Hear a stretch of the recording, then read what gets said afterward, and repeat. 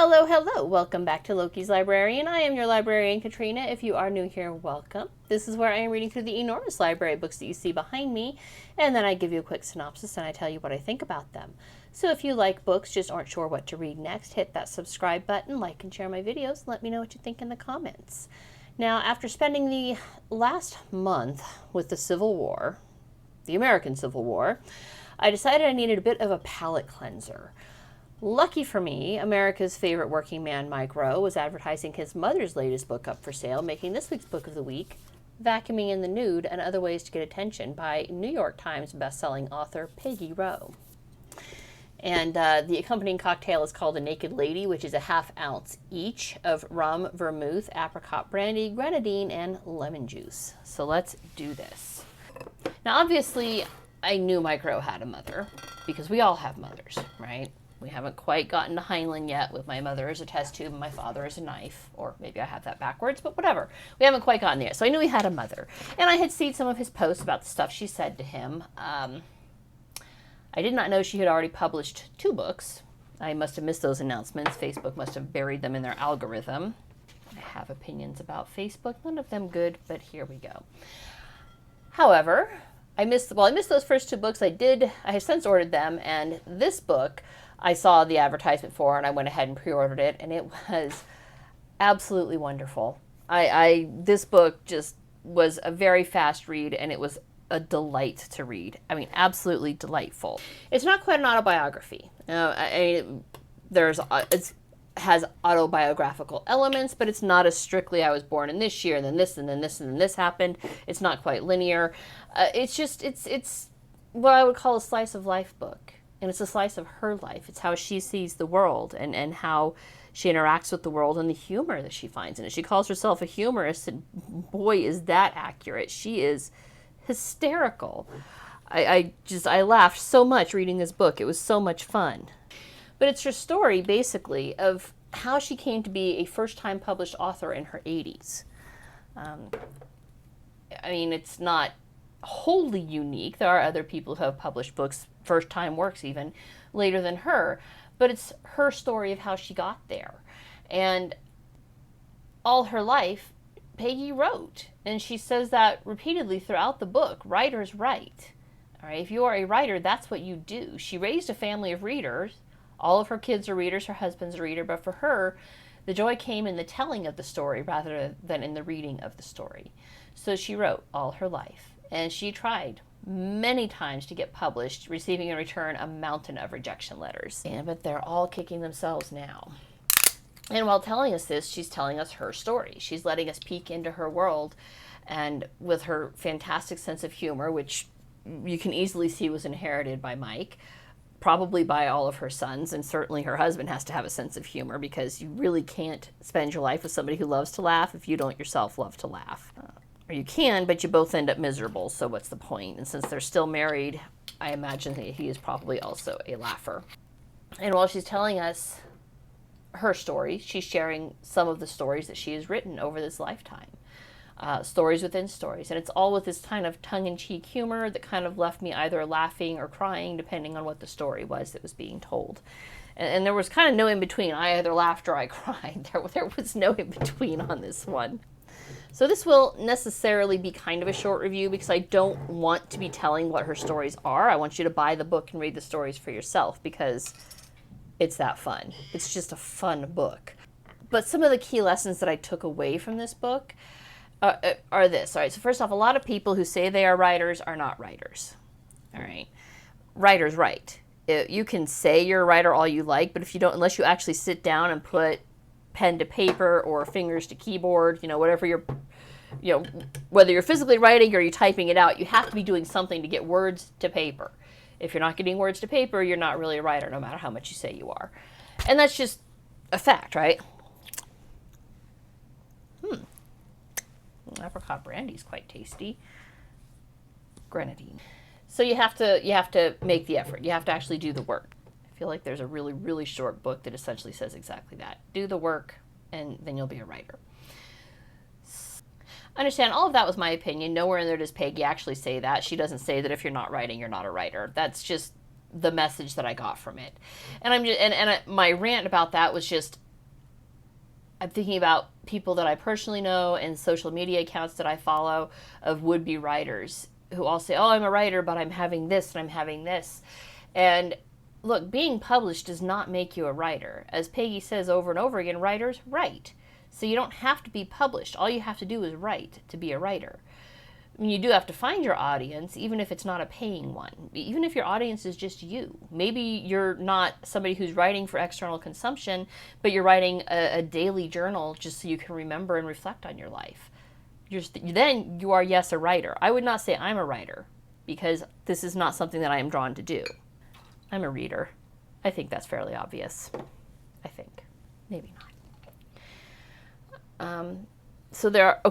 So with that in mind, there are two stories that I want to go over. I just realized that this is not the best measuring cup for the lemon, because I'm going to get lemon juice everywhere. I need to clean my office anyways. This is why I wear jeans. I mean, I wear pretty t-shirts, but I also wear jeans so I can wipe the extra alcohol and lemon juice onto my pants. So the two stories that I do want to share, and I'm not going to like read them or do word for word, just kind of give you a quick synopsis of them from the book. Both of them were from writers' conventions that Peggy attended. One, where a presenter says, sharing your work isn't important. The important thing in writing is to feel fulfilled. Okay, unless you're doing the journaling that I just mentioned, as Peggy's husband said in the book, hogwash, which is true, right? Most people are not writing for the audience of themselves. Most people want to reach a larger audience, even if it's just your family. Even if all you're doing is writing the family memoir, which my great uncle Diggs, my dad's father's brother, yeah, he wrote the family. Yes, I think it was my dad's father's brother. He wrote our family memoir, like literally traced our family tree back to, whatever cave we crawled out of in Africa or wherever, and told our family story in a memoir. And the consumers for this are meant to be the family, and that's our family story. That's the audience he was writing for. So there's an audience there, right? It's your family audience. Let me shake this. Now, if you're a journalist and it's all for you, there's nothing wrong with that. All right, like I said, audience of one is great. If it's just for your personal life, historically, we wouldn't know what we know about the Revolutionary War if we didn't have the avid journalism of John Adams and Thomas Jefferson. So there's nothing wrong with writing for yourself. But if you're looking for a large audience, know your audience. If you're looking to write your family memoir for your family, great. That's your audience. Make sure it's going to be entertaining and appealing to your audience of your family. Now, generally, most people who are writing want a larger audience. All right? If you want that broader appeal, it gets a little bit harder. And that's where the other story comes into play. Oh my God, it's like fruit punch. That just tastes like fruit punch. That is dangerously delicious. Holy cow. I'm very glad I got my day job done for the day, because there's no way I could work after this. Now, the other story was from another writers' convention. I think it was a different writers' convention. But one of the panels that Peggy attended was hosted by an editor for one of the publishing houses, who explained what happens when you send in your manuscript without an introduction. And by intro, they don't mean a cover letter. They mean have a specific editor you're contacting and a letter of recommendation from an author who's represented by that publishing house. Without those things, your manuscript essentially gets binned. And at the end of the month, the publishing house then has a get-together where they process all the binned manuscripts with form letters thanking the hopeful authors for their attempt. Basically, it doesn't even get read. It gets thrown into this big pile of rejects, sight unseen. Needless to say, this was a profoundly discouraging thing for all the hopeful authors in the room, including Peggy, who at this point was ready to leave. Only because they had driven quite a ways to get there, her husband John said, no, we're not leaving yet, we're going to enjoy this convention. So John dragged her back in, only to find out that a poem she had submitted for a contest at the convention had won. It's 2 steps back and 1 step forward. It's kind of a reverse cha-cha. And then she'll share the poem she wrote. And the entire book is like this, where she'll explain the background behind why she chose a specific story for inclusion into the book. And everything is just delightful to read. And then she'll share the story. And then after the poem, she heard from a friend about a horse magazine that was looking for submissions. So she put in a story for that, and that got published.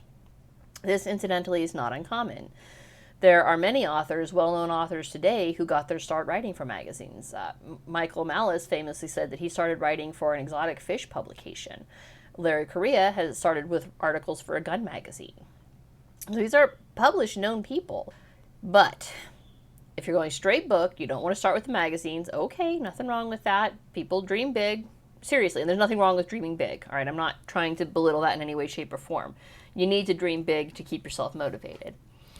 But if you don't have the published author connection to introduce you to the publishing house, how do you make the leap from hopeful writer to published editor? Well, Peggy initially actually had, Mike took her manuscript for her first book about my mother to somebody he knew in the publishing world who read it and basically said, no, we're not interested. And I think his reason for it is he didn't think it would sell because it's not a novel with a definitive beginning, middle, and end. It doesn't have, there's no villains, there's no bad guys, there's no dragons being slain, metaphorical or otherwise. It's just a story about her relationship with her mother. It's a slice of life story, which most editors don't know what the heck to do with this. What do you do with somebody's life? How do you publish that? How do you know it's going to be interesting to people? And I get that that's a scary leap to make for a lot of publishers. So he sent it back and said, no, we don't want it. Well, then Mike actually read the manuscript and said, Mom, this is great. I think this needs to be published. I'm going to look into self-publishing this. And that is a 100% valid way to go. I know absolutely nothing about publishing, self-publishing or otherwise. I do follow the aforementioned Larry Correia's podcast, Writer's Dojo, which is all about writing and how to get published. They haven't yet had the self-publishing edition, but they've talked about it. I know they have authors they plan to bring on who do strictly self-publishing, so if this is something you're interested in, I would highly recommend it. I'm going to get off that tangent and get back to the book of the week here, because Mike Rowe looked into self-publishing. The 10,000 copies he initially ordered immediately sold out, which brought the publishing houses calling. Not uncommon. All right, Larry Correia famously self-published Monster Hunter International to rave reviews, massive sales, and was immediately given a contract for banned books. So self-publishing is very definitely a way to get yourself seen and heard by the publishing houses. And now we have 3 books by Peggy Rowe, of which Vacuuming in the Nude is the 3rd installment.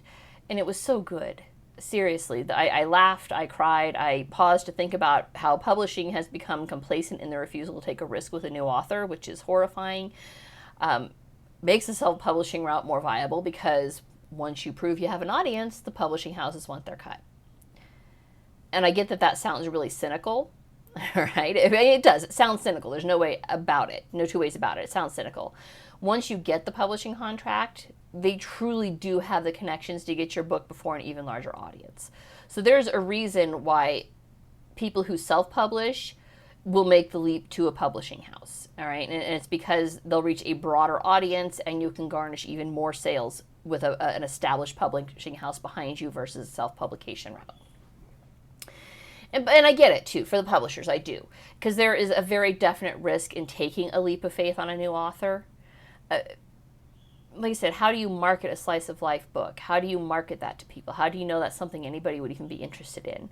And clearly we are. People like that connection. They like to hear other people's stories. And I think that's what publishers forget, is that people genuinely, most of us, the vast majority of people, like people. All right. And they might say they hate people, but if you get them like one-on-one with somebody, they're completely cool with it. And they like to talk to people. They like to hear each other's stories. All right. Most people might start with, hey, nice day we're having, but eventually it's, oh, what do you do for a living? And then suddenly you're getting somebody's life story. And that's all a slice of life book is somebody's story. All right. I think I saw an internet meme about a library in Europe, I don't know, Germany, Sweden, something, where you could basically check out a person and you sit down and just listen to them tell their life story. And that's all this is she's telling her story. She's telling specific chapters of her story. She's telling you about her mother. She's telling you about her husband. She's telling you how she got published and how her family helped her do that. We are very lucky that Peggy had Mike, because Mike loves his mom. And because of that, he self-published her book, and now we have 3 of them from her. I cannot recommend this book enough. It was really good. It gave some quick feels. Like I said, I laughed, I cried. There are some words of wisdom on how to keep trying, how to find your cheer squad, you know, how to find the humor throughout life's slings and arrows. And it makes it worth reading. It makes that human connection is worth finding always, especially in a world where everything gets more and more divisive by the day. Connect with people. And that's what she tells you to do, basically. So that's it for this week. Thank you very much for watching. I will see you guys later. Bye.